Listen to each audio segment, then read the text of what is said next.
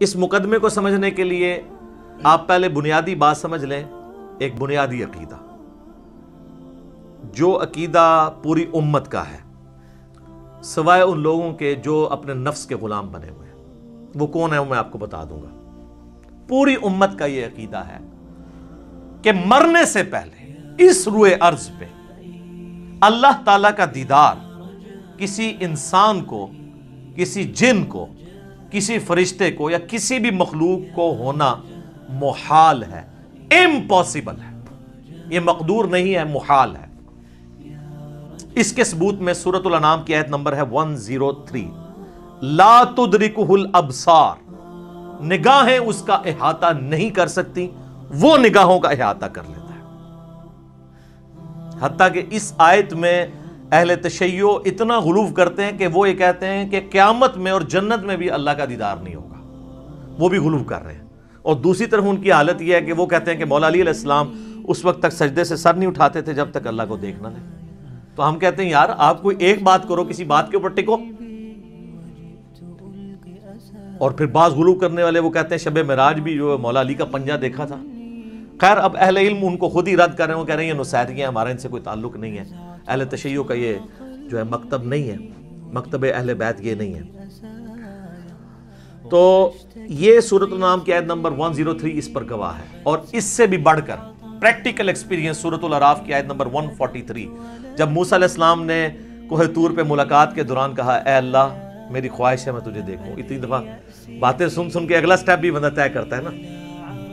تو اللہ نے کیا فرمایا تھا؟ لن ترانی، ہرگز نہیں دیکھ سکتا تو مجھے، بلکہ تو پہاڑ کی طرف دیکھ، اگر یہ پہاڑ اپنی جگہ پہ قائم رہا تو سمجھنا تو مجھے دیکھ سکتا ہے۔ تو قرآن کے الفاظ ہیں پہاڑ پہ اللہ نے صرف تجلی کی تو وہ ریزہ ریزہ ہو گیا، اور موسیٰ علیہ السلام انڈائریکٹ وہ تجلی دیکھنے سے بے ہوش ہو کے گر پڑے۔ اور اس کے بعد ان کا اے اللہ میں تیرے طرف رجوع لاتا ہوں، اب دوبارہ میں یہ بات نہیں کروں گا۔ تو اگر موسیٰ علیہ السلام کو زیارت نہیں ہو سکتی اللہ تعالیٰ کی اس دنیا میں، تو موسیٰ علیہ السلام سے بڑھ کے تو کوئی بھی نہیں ہو سکتا۔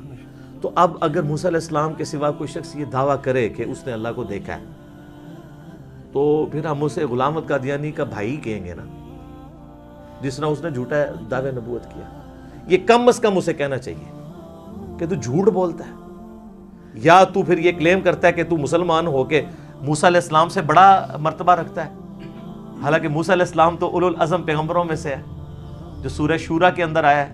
5 اولو العزم پیغمبر ہیں، نمبر 1 ہمارے محبوب علیہ السلام، اس کے بعد حضرت ابراہیم علیہ السلام، پھر نوح علیہ السلام، موسیٰ علیہ السلام اور عیسیٰ علیہ السلام۔ تو اولو العزم پیغمبروں سے بھی آگے بڑھ گئے، تو پھر ہم یہی کہیں گے نا۔ سورۃ الحجر کی آیت نمبر 99 آخری آیت میں بھی آیا ہے وَاعْبُدْ رَبَّكَ حَتَّى يَأْتِيَكَ الْيَقِينُ، اپنے رب کی عبادت کرتے جاؤ یہاں تک کہ تمہیں یقین نصیب ہو جائے، تمہیں موت آ جائے۔ تمام نے اس یقین کا ترجمہ موت کیا ہے۔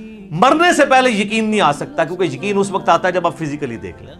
تو یہی تو آپ کو انعام ہے، ان الذین یخشون ربهم بالغیب لہم مغفرۃ واجر کبیر، جو بغیر دیکھے اپنے رب سے ڈرتے ہیں ان کے لیے ہے مغفرت اور بہت بڑا اجر۔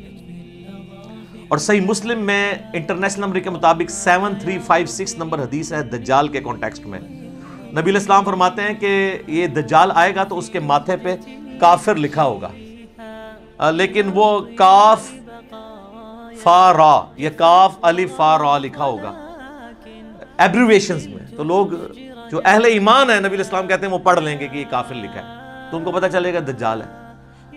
دوسرے لوگ نہیں پڑھ پائیں گے، چاہے مومنین میں بھی منافقین ہوئے، اور وہ ہو سکتا ہے کاف سے کشف پڑھ لیں، الف سے الہام پڑھ لیں، فا سے فیض پڑھ لیں، اور را سے روحانیت پڑھ لیں، کہ جی یہ تو بہت بڑے بزرگ ہیں۔ اچھا اس حدیث میں 7356 میں آتا ہے کہ نبی علیہ السلام نے فرمایا کہ وہ خدائی کا دعویٰ کرے گا دجال، یاد رکھو تم میں سے کوئی شخص اپنے رب عز و جل کو نہیں دیکھ سکتا یہاں تک کہ اسے موت آ جائے۔ یہ الفاظ ہیں۔ کیا مطلب؟ کہ مرنے سے پہلے کوئی اللہ کو نہیں دیکھ سکتا، مرنے کے بعد دیکھیں گے انشاءاللہ، انشاءاللہ۔ تو مرنے سے پہلے آپ نہیں دیکھ سکتے، تو آپ بھی مرنے سے پہلے ہے مسلمان، کر لے اس پہ غور۔ کتابوں کا خدا اور ہے، بابوں کا خدا اور۔ اب آپ سوچ رہے ہوں کہ بابوں نے کیا کام ڈالا ہوا ہے، تو اے ہوں آگے جے کام کی پایا جے انہوں نے، اے دے تسی کتابوں نے خدا دی تعریف سن لی۔ بابوں نے کیا کام ڈالا ہے جناب؟ تذکرۃ الاولیاء شیخ فرید الدین عطار المتوفی 627 ہجری کی کتاب ہے، جو بریلوی اور دیوبندی دونوں چھاپ رہے ہیں اور کہہ رہے ہیں سارے اولیاء کے حالات زندگی اس میں لکھے ہوئے ہیں، ایسی کوئی کتاب نہیں، اس میں بایزید بسطامی کی معراج لکھی ہوئی ہے، المتوفا 261 ہجری۔ ان کا امام ابو یزید بسطامی اور میرا امام ابو الحسین مسلم بن حجاج القشیری، المتوفا 261 ہجری، وہ بھی 261 میں فوت ہوئے ہیں، یہ بھی 261 میں فوت ہوئے ہیں۔ تو وہ کہتے ہیں انہوں نے معراج میں وہ عرش تک پہنچ گئے اور اللہ کو دیکھا، مشاہدہ کیا، اور باقاعدہ چیپٹر ہے بایزید بسطامی کی معراج تذکرۃ الاولیاء میں، بخاری مسلم کو چھوڑ کے ان کے پیچھے پڑے ہوئے ہیں۔ اور یہ آپ کو حوالے اس کے تذکرۃ الاولیاء کے فضائل اعمال میں ملیں گے، فضائل سنت میں بھی، تبلیغی جماعت کی کتاب میں بھی، دعوت اسلامی کی جماعت کی کتاب میں بھی، یعنی دونوں بھاری فرقے بریلوی اور دیوبندی اس کو لے کے چل رہے ہیں۔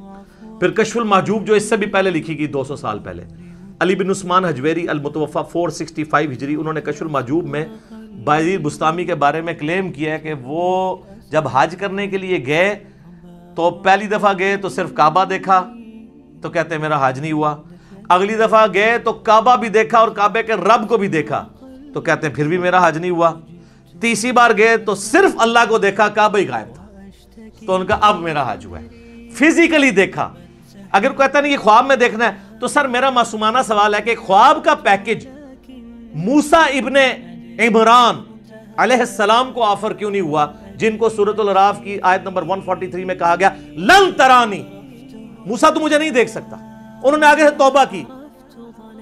تو اگر بازید والا عقیدہ ان کا ہوتا تو کہتے ہیں اللہ توبہ خواب ہی کرا دے، بازید نو تے بائی کرانی ہے نا، کہانیاں جھوٹ کوڑ ہن مزہ ہے۔ حضرت ابو ہریرہ نو بھی غصہ آندا سی تو اپنی حبشی لینگویج وچ بولدے سن، کوڑ پنجابی کہتے ہیں جھوٹ نو۔ اچھا جی، شیخ زکریا کاندلوی نے کتاب لکھی ہے فضائل حج، حاجیوں کو تبلیغی جماعت والے بچارے میرے بولے بھائی، تبلیغی جماعت میری جماعت ہے، کافی سارے لوگوں کو اب بات سمجھ آ گئی ہے الحمدللہ، ہم محبت کرتے ہیں ان کے جذبے کی، لیکن یہ کچھ آپ کی کتابوں میں میرے بھائی لکھا ہوا ہے، فضائل حج میں لکھا ہوا ہے سر، اتنا مزیدار واقعہ ہے یہ، ابھی تک ویسے میں نے نا کسی ویڈیو میں بیان نہیں کیا، آج آپ سنیں اور مزہ لیں۔ وہ لکھتے ہیں کہ جی محدث عبد الرزاق مسجد نبوی میں بیٹھ کے درس حدیث دے رہے تھے۔ آپ پتہ محدث عبد الرزاق کون ہے؟ امام بخاری اور امام مسلم کے استاد ہیں جی، بخاری مسلم نے ان سے حدیثیں لی ہوئی ہیں محدث عبد الرزاق سے، یہ وہی ہیں جن کی مصنف عبد الرزاق ہے، دو ہیں نا کٹھی لکھی کی، مصنف ابن ابی شیبہ اور مصنف عبد الرزاق۔ سر اے او جے اے عبد الرزاق تھوڑا کرکٹر نہیں ہے، پاویں سمجھو، محدث عبد الرزاق بیٹھے ہوئے 3 صدی ہجری کے اندر بڑے اماموں میں سے وہ حدیثیں بیان کر رہے ہیں، تو وہ کہتے ہیں ایک بزرگ کا بیان ہے کہ ان کو حضرت خضر علیہ السلام کی ملاقات ہوئی، حضرت خضر علیہ السلام کے اوپر میرا کلپ دیکھ لیں، اللہ فضل تب یہ صاف ہو جائے گی۔ تو کہتے ہیں وہ بزرگ کہتے ہیں کہ مجھے ایک دن خضر کی ملاقات ہوئی مسجد نبوی میں، تو میں نے کہا کہ خضر یہ بتائیے آج تک آپ کو کوئی ایسا شخص ملا ہے جو مرتبے میں آپ سے بھی بڑا ہو؟ ہائے ہائے ہائے، انہوں نے کہا ہاں جی ایک بندہ ملا ہے۔ ان کا جی کیسے؟ وہ کہتے ہیں ایک دن میں مسجد نبوی میں تھا۔ اچھا، حضور کی پوری زندگی میں حضرت خضر کو توفیق نہیں ہوئی ہے مسجد نبوی میں جانے کی، جو ان کے خضر ہیں جھوٹے۔ حضور کی وفات کے بعد وہاں اعلیٰ قرآن میں تو سورہ آل عمران میں حکم تھا کہ اے پیغمبروں جب میرا پیغمبر آ جائے تو تم نے اس کی مدد بھی کرنی ہے، نہ غزوہ بدر لڑی، نہ احد لڑی، نہ خندق لڑی، حضور دی وفات تو بعد مسجد نبوی بیٹھے نے۔ اچھا جی، کہانی ہے نا، خضر تو وہ ہے ہی نہیں ہے، میں نے بتایا، وہ آپ لیکچر میں دیکھ لیں۔ کہتے ہیں جی وہ حضرت خضر کہتے ہیں کہ ایک شخص بیٹھا ہوا تھا، محدث عبد الرزاق حدیثیں بیان کر رہے تھے، اور پاس ہی ایک نوجوان جو ہے نا وہ اپنا سر اپنے گریبان میں ڈالے بیٹھا ہوا تھا۔ تو ظاہر ہے یہ صوفی ہوتے ہیں نا جو یہ کام کرتے ہیں، قرآن حدیث کا درس ہی سن نہیں سکتے کیونکہ ان کے خلاف ہے، علم و بس کرنی ہو یار۔ تو کہتے ہیں حضرت خضر کہتے ہیں میں بڑا حیران ہوا کہ محدث عبد الرزاق یہاں پہ درس دے رہے ہیں، اتنے بڑے محدث، اور یہ بندہ علیحدہ بیٹھا ہوا ہے۔ تو کہتے ہیں میں اس کے پاس چلا گیا، تو وہ یوں ہی بیٹھا تھا، تو میں نے اس سے پوچھا کہ تو عبد الرزاق سے حدیثیں کیوں نہیں سنتا؟ اس زمانے میں تو اس کے پائے کا محدث کوئی نہیں ہے. تو وہ آگے سے کہتا ہے کہ لوگ عبدالرزاق سے حدیثیں سنتے ہیں اور میں ڈائریکٹ رزاق سے سنتا ہوں. استغفر اللہ لعنت اللہ علی الکاذبین. سر یہ دعویٰ رسول اللہ کے بعد اگر کوئی کرے تو یا تو اس کا ذہنی توازن بگڑا ہوگا یا غلام احمد قادیانی کا بھائی ہوگا.